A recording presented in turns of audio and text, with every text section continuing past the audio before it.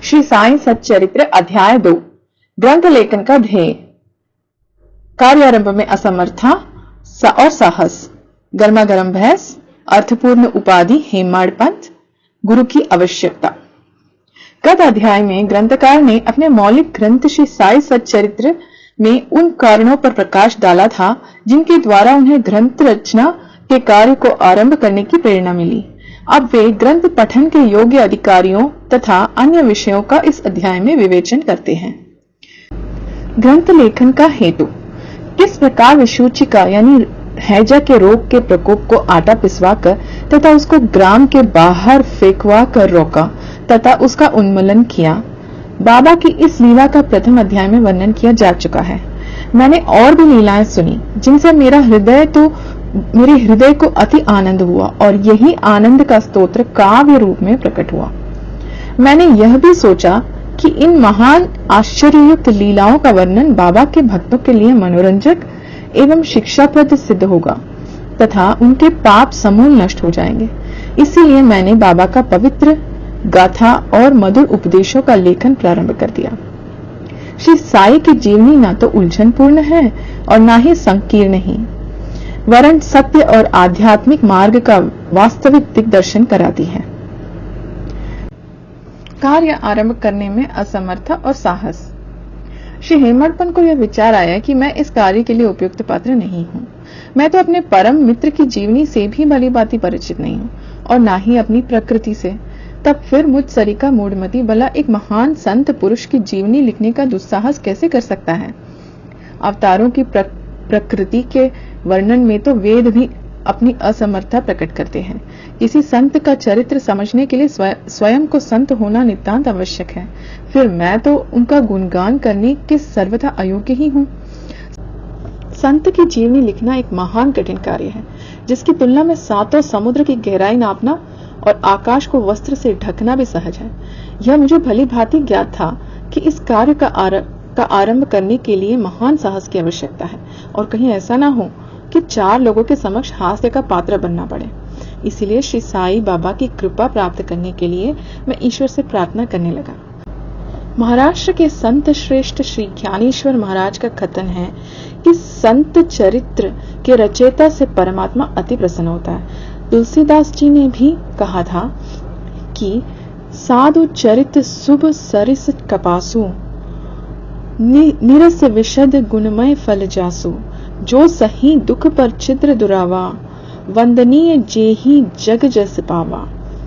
भक्तों को भी संतों की सेवा करने की इच्छा बनी रहती है। संतों की कार्य पूर्ण करा लेने की प्रणाली भी विचित्र ही है। यथार्थ में प्रेरणा तो संत ही किया करते हैं। भक्त तो निमित्त मात्र या कहीं एक कार्य पूर्ति के लिए एक यंत्र मात्र है। उदाहरणार्थ सन 1700 में कवि महीपति को संत चरित्र लेखन की प्रेरणा हुई। संतों ने अंत प्रेरणा की और कार्य पूर्ण हो गया। इसी प्रकार सन 1800 में श्री दासगणों की सेवा स्वीकार हुई। महीपति ने 4 काव्य रचे, भक्त विजय, संत विजय, भक्ति लीलामृत और संत लीलामृत, और दासगणों ने केवल 2, भक्ति लीलामृत और संत कथामृत, जिसमें आधुनिक संतों के चरित्र का वर्णन है। भक्ति लीलामृत के अध्याय 31, 32 और 33 तथा संत कथामृत के 57वें अध्याय में श्री साई बाबा की मधुर जीवनी तथा अमूल्य उपदेशों का वर्णन सुंदर एवं रोचक ढंग से किया गया है। पाठकों से इनके पाठ का अनुरोध है। इसी प्रकार श्री साई बाबा की अद्भुत लीलाओं का वर्णन एक बहुत सुंदर छोटी सी पुस्तिका श्री साई बाबा भजनमाला में किया गया है। इसकी रचना बांद्रा की श्रीमती सावित्रीबाई रघुनाथ टेंडुलकर ने की है। श्री दासगणु महाराज ने भी साई बाबा पर कई मधुर कविताओं की रचना की है। एक और भक्त अमीदास भवानी मेहता ने भी बाबा की कुछ कथाओं को गुजराती में प्रकाशित किया है। साई प्रभा नामक पत्रिका में भी कुछ लीलाएं शिरडी के दक्षिणा भिक्षा संस्थान द्वारा प्रकाशित की गई है। अब प्रश्न यह उठता है कि जब श्री साईनाथ महाराज के जीवन पर प्रकाश डालने वाला इतना साहित्य उपलब्ध है, फिर और एक ग्रंथ साई सच्चरित्र रचने की आवश्यकता ही कहाँ पैदा होती है। इसका उत्तर केवल यही है कि श्री साईं बाबा की जीवनी सागर के सदृश अगाध, विस्तृत और अथाह है। यदि उसमें गहरे गोथे लगाए जाएं, तो ज्ञान एवं भक्ति रूपी अमूल्य रत्नों की सहज ही प्राप्ति हो सकती है, जिनसे मुमुक्षुओं को बहुत लाभ होगा। श्री साईं बाबा की जीवनी, उनके दृष्टांत एवं उपदेश महान आश्चर्य से परिपूर्ण है। दुख और दुर्भाग्यग्रस्त मानवों को इनसे शांति और सुख प्राप्त होगा तथा लोक व परलोक में श्रेष्ठ की प्राप्ति होगी। यदि श्री साईं बाबा के उपदेशों का, जो वैदिक शिक्षा के समान ही मनोरंजक एवं शिक्षाप्रद है, ध्यान पूर्वक श्रवण एवं मनन किया जाए, तो भक्तों को अपने मनोवांछित फल की प्राप्ति हो जाएगी, अर्थात ब्रह्म में अभिन्नता, अष्टांग योग की सिद्धि और समाधि आनंद आदि की प्राप्ति सरलता से हो जाएगी। यह सोचकर ही मैंने चरित्र की कथाओं को संकलित करना प्रारंभ कर दिया। साथ ही यह विचार भी आया कि मेरे लिए सबसे उत्तम साधन भी केवल यही है। जो भोले भाले प्राणी श्री साईं बाबा के दर्शनों से अपने नेत्र सफल करने के सौभाग्य से वंचित रहे हैं, उन्हें यह चरित्र अति आनंददायक प्रतीत होगा। अतः मैं श्री साईं बाबा के उपदेश और दृष्टांतों को खोज प्रारंभ कर दी, जो कि उनकी असीम सहज प्राप्त आत्मानुभूतियों का निचोड़ है। मुझे बाबा ने प्रेरणा दी और मैंने भी अपना अहंकार उनके श्री चरणों में न्यौछावर कर दिया। मैंने सोचा कि अब मेरा पथ अति सुगम हो गया है और बाबा मुझे इहलोक और परलोक में सुखी बना देंगे। मैं स्वयं बाबा से की आज्ञा प्राप्त करने का साहस नहीं कर सकता था, अतः मैंने श्री माधवराव उपनाम श्यामा से, जो कि बाबा के अंतरंग भक्तों में से थे, इस हेतु प्रार्थना की।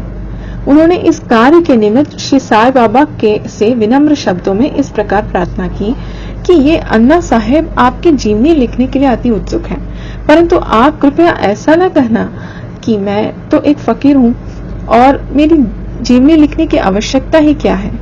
आपकी केवल कृपा और अनुमति से ही ये लिख सकेंगे, अथवा आपके श्री चरणों का पुण्य प्रताप ही इस कार्य को सफल बना देगा। आपकी अनुमति और आशीर्वाद के अभाव में कोई भी कार्य यशस्वी नहीं हो सकता। यह प्रार्थना सुनकर बाबा को दया आ गई। उन्होंने आश्वासन और उरी देकर अपना वरद हस्त मेरे मस्तक पर रखा और कहने लगे कि इन्हें जीवनी और दृष्टांतों को एकत्रित कर लिपिबद्ध करने दो। मैं इनकी सहायता करूंगा। मैं स्वयं ही अपनी जीवनी लिखकर भक्तों की इच्छाएं पूर्ण करूंगा, परंतु इनको अपना अहंकार त्याग कर मेरी शरण में आना चाहिए। जो अपने जीवन में इस प्रकार आचरण करता है, उसकी मैं अत्यधिक सहायता करता हूँ। मेरी जीवन कथाओं की बात तो सहज है, मैं तो इन्हें घर बैठे अनेक प्रकार से सहायता पहुंचाता हूँ। अब इनका अहम पूर्णतः नष्ट हो जाएगा और खोजने पर भी लेश मात्र भी न मिलेगा, तब मैं इनके अंतकरण में प्रकट होकर स्वयं ही अपनी जीवनी लिखूंगा। मेरे चरित्र और उपदेशों के श्रवण मात्र से ही भक्तों के हृदय में श्रद्धा जागृत होकर सरलता पूर्वक आत्मानुभूति एवं परमानंद की प्राप्ति हो जाएगी। ग्रंथ में अपने मत का प्रतिपादन तथा दूसरों का खंडन तथा अन्य किसी विषय के पक्ष या विपक्ष के में व्यर्थ के वाद विवाद की कोई चेष्टा नहीं होनी चाहिए। अर्थपूर्ण उपाधि हेमड़पंत। वाद विवाद शब्द से हमको स्मरण हो आया कि मैंने पाठकों को वचन दिया है कि हेमड़पंत उपाधि किस प्रकार प्राप्त हुई, इसका वर्णन करूंगा। अब मैं उसका वर्णन करता हूँ। श्री काका साहेब दीक्षित व नाना साहेब चांदोरकर मेरे अति घनिष्ठ मित्रों में से थे। उन्होंने मुझसे शिरडी जाकर श्री साईं बाबा के दर्शन का लाभ उठाने का अनुरोध किया। मैंने उन्हें वचन दिया, परंतु कुछ बाधा आ जाने के कारण मेरी शिरडी यात्रा स्थगित हो गई। मेरे एक घनिष्ठ मित्र का पुत्र लोनावाला में रोगग्रस्त हो गया था। उन्होंने सभी संभव अधिभौतिक और आध्यात्मिक उपचार किए, परंतु सभी प्रयत्न निष्फल हुए और ज्वर किसी प्रकार भी कम न हुआ। अंत में उन्होंने अपने गुरुदेव को उसके सिरहाने बिठलाया, परंतु परिणाम पूर्ववत ही रहा। यह घटना देखकर मुझे विचार आया, जब गुरु एक बालक के प्राणों की रक्षा करने में असमर्थ हैं, तब उनकी उपयोगिता ही क्या है, और जब उसमें कोई सामर्थ्य ही नहीं, तब फिर शिरडी जाने से क्या प्रयोजन। ऐसा सोचकर मैंने अपनी यात्रा स्थगित कर दी। परंतु जो होना था वह तो होकर ही रहेगा, और वह इस प्रकार हुआ। प्रांताधिकार नाना साहब चंदोरकर बसाई के दौरे पर जा रहे थे। वे ठाणा से दादर पहुंचे और बसाई जाने वाली गाड़ी की प्रतीक्षा कर रहे थे। उसी समय बांद्रा लोकल आ पहुंची, जिसमें बैठकर वे बांद्रा पहुंचे और शिरडी यात्रा स्थगित करने के लिए मुझे आड़े हाथों लिया।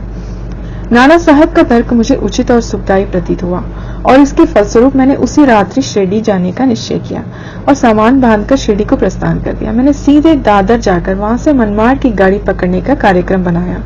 इस निश्चय के अनुसार मैंने दादर जाने वाली गाड़ी के डिब्बे में प्रवेश किया। गाड़ी छूटने ही वाली थी, इतने में एक यवन मेरे डिब्बे में आया और मेरा सामान देखकर मुझसे मेरा गंतव्य स्थान पूछने लगा। मैंने अपना कार्यक्रम उसे बता दिया। उसने मुझसे कहा कि मनमाड़ की गाड़ी दादर पर खड़ी नहीं होती है, इसीलिए सीधे बोरी बंदर से होकर जाओ। यदि यह साधारण सी घटना घटित नहीं हुई होती तो मैं अपने कार्यक्रम के अनुसार दूसरे दिन शिरडी न पहुंच सकने के कारण अनेक प्रकार की शंका कुशंकाओं से घिर जाता, परंतु ऐसा घटना न था। भाग्य ने साथ दिया और दूसरे दिन 9 से 10 बजे के पूर्व ही शिरडी पहुंच गया। यह सन 1910 की बात है, जब प्रवासी भक्तों के ठहरने के लिए साठेवाड़ा ही एकमात्र स्थान था। टांगे से उतरने पर मैं साईं बाबा के दर्शनों के लिए बड़ा लालायित था। उसी समय भक्त प्रवत श्री तात्या साहब नूलकर मस्जिद से ही लौट रहे थे। उन्होंने बताया कि इस समय श्री साईं बाबा मस्जिद की मोड़ पर ही हैं। अभी केवल उनका प्रारंभिक दर्शन ही कर लो और फिर स्नान आदि से निवृत्त होने के पश्चात सुविधा से भेंट करने जाना। यह सुनते ही मैं दौड़ कर गया और बाबा की चरण वंदना की। मेरी प्रसन्नता का पारावार न रहा। मुझे क्या नहीं मिल गया था। मेरा शरीर उल्लसित सा हो गया। शुदा और दुष्टा की सुधि जाती रही। जिस क्षण से उनके भव विनाशक चरणों का स्पर्श प्राप्त हुआ, मेरे जीवन में एक नूतन आनंद प्रवाह बहने लगा। मैं उनका स्मरण कर उन्हें मानसिक प्रणाम किया करता हूँ। जैसे कि मेरे अनुभव में आया कि साई के दर्शन में ही यह विशेषता है कि विचार परिवर्तन, सांसारिक भोगों से वैराग्य बढ़ता जाता है। केवल गत जन्मों के शुभ संस्कार एकत्रित होने पर ही ऐसा दर्शन प्राप्त होना सुलभ हो सकता है। पाठकों में आपसे शपथ पूर्वक कहता हूँ कि यदि आप श्री साईं बाबा को एक दृष्टि भर देख लेंगे तो संपूर्ण विश्व ही साईं में दिखाई पड़ेगा। गर्मा गर्म भैंस। शिरडी पहुंचने के प्रथम दिन ही बाला साहब और मेरे बीच गुरु की आवश्यकता पर वाद विवाद छिड़ गया।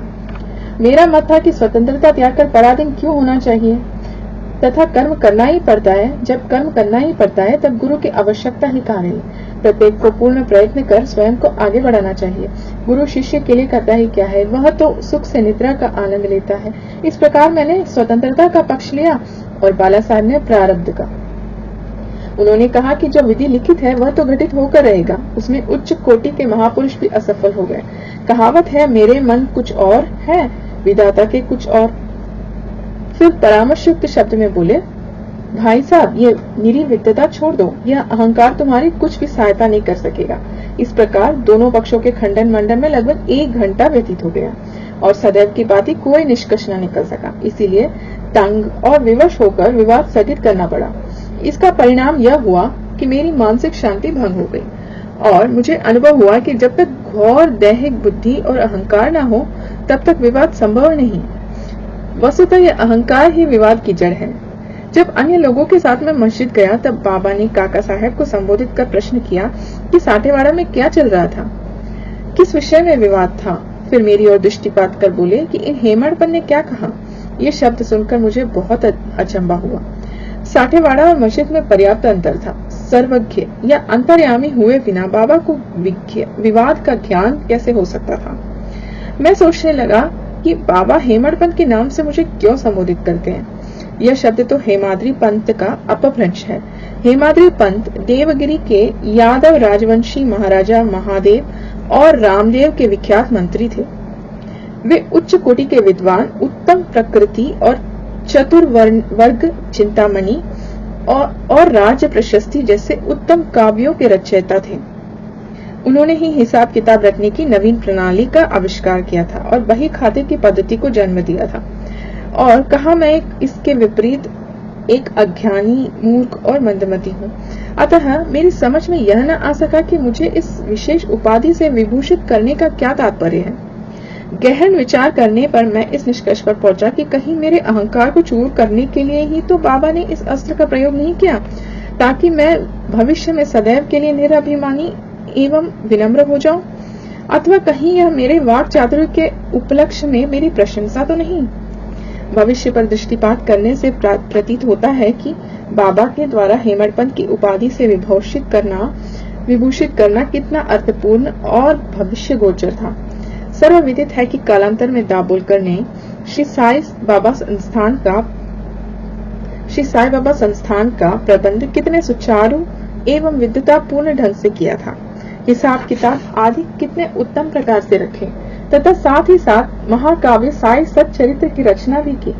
इस ग्रंथ में महत्वपूर्ण और आध्यात्मिक विषयों जैसे ज्ञान, भक्ति, वैराग्य, शरणागति व आत्मनिवेदन आदि का समावेश है। गुरु की आवश्यकता। इस विषय में बाबा ने क्या उद्गार प्रकट किए, इस पर हेमड़पंत द्वारा लिखित कोई लेख या स्मृति पत्र प्राप्त नहीं है, परंतु काका साहब दीक्षित ने इस विषय पर उनके लेख प्रकाशित किए हैं।